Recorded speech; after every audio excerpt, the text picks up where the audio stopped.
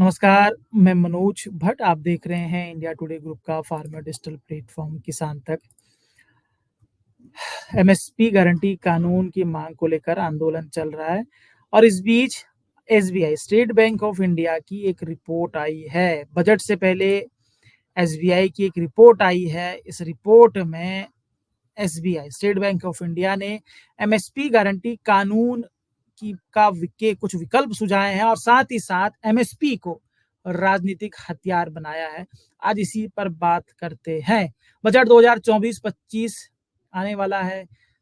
जुलाई 21 जुलाई को सेशन शुरू होगा। उससे पहले स्टेट बैंक ऑफ इंडिया यानी एसबीआई ने शोध आधारित अपनी एक रिपोर्ट जारी की है। अपनी इस रिपोर्ट में एसबीआई ने न्यूनतम समर्थन मूल्य एमएसपी को एक राजनीतिक हथियार बताया है। एसबीआई ने अपनी रिपोर्ट में एमएसपी को ट्रैप यानी जाल की संज्ञा भी दी है। साथ ही एसबीआई ने कहा है कि एमएसपी की राजनीति स्मार्ट और उभरती कृषि पद्धतियों की ओर निरंतर बदलाव को रोक रही है। इसको लेकर एसबीआई ने अपनी रिपोर्ट में कहा है कि एमएसपी के प्रति जुनून समग्र कृषि दृष्टिकोण को लेकर होने वाले बदलाव को भी धुंधला कर रहा है।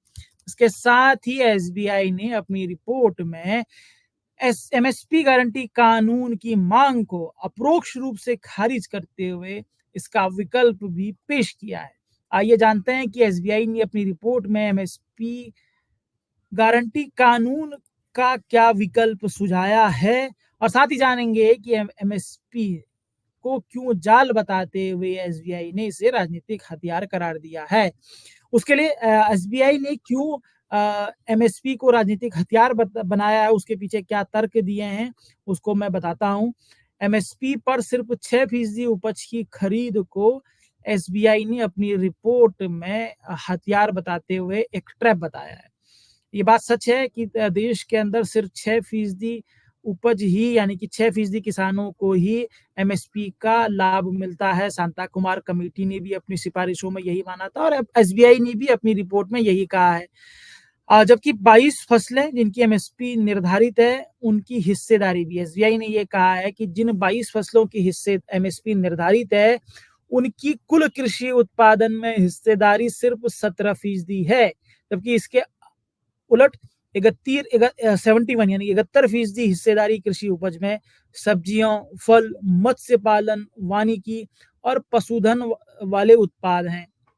एसबीआई ने अपने रिपोर्ट में कहा है कि एमएसपी की राजनीति से 71% कृषि उत्पाद खरीद पर चर्चा नहीं हो पाती है, क्योंकि सर्वोत्तम प्रयास के बाद भी सरकार एमएसपी पर कुल उत्पादन का 6% खरीदने में ही सक्षम है।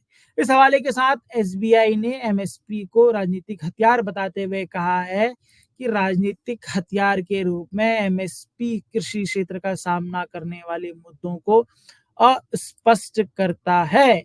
एमएसपी गारंटी कानून पर क्या कहा है, उसका विकल्प क्या सुझाया है, इस पर बात करते हैं।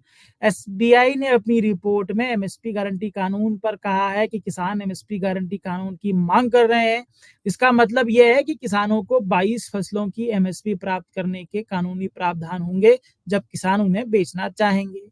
आरबीआई ने अपनी रिपोर्ट में एसबीआई ने अपनी रिपोर्ट में कहा है कि यदि एमएसपी गारंटी कानून लागू कर दिया जाए और अगर एमएसपी के तहत सभी फसलों की खरीद की जाती है, तो वित्त वर्ष 24 में ऐसी फसलों की खरीद के लिए लगभग 13.5 लाख करोड़ रुपए खर्च करने होंगे, जो फसल खरीद की लागत होगी।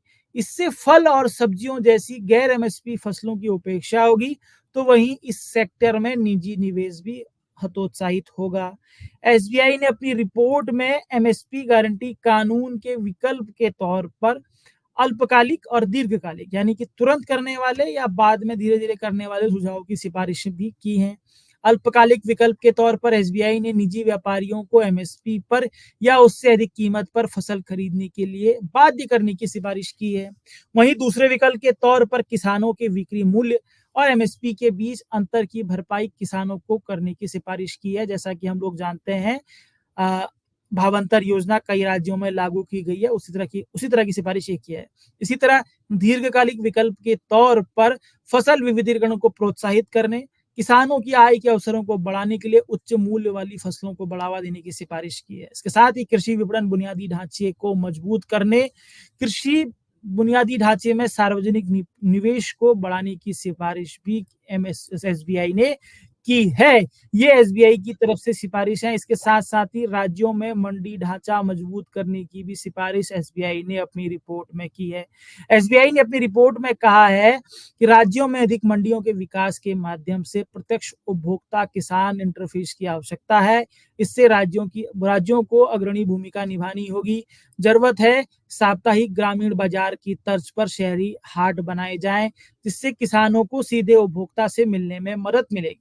महाराष्ट्र और बिहार ने विनियमित कृषि उपज बाजार समिति एपीएमसी थोक बाजारों या मंडियों के बाहर पशुधन सहित सभी कृषि वस्तुओं के व्यापार की अनुमति दी थी।